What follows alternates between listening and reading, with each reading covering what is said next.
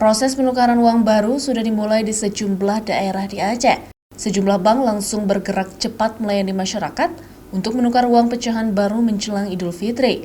Di Banda Aceh, proses penukaran uang pecahan baru dilakukan baik di kantor maupun di mobil keliling di Barakta Banda Aceh.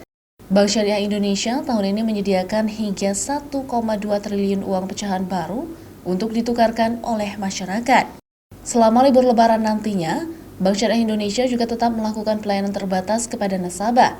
Selain itu, sejumlah mitra seperti BSI Smart Agent juga disiapkan di seluruh pelosok daerah menyambut Lebaran kali ini. Menyiapkan 1,2 triliun uang rupiah untuk melayani kebutuhan masyarakat Aceh selama Idul Fitri dan cuti bersama dari tanggal 19 April sampai dengan 25 April tahun 2023. Harapannya pelayanan maksimal mampu diberikan oleh pihak bank selama mudik Lebaran dan selama Lebaran nantinya.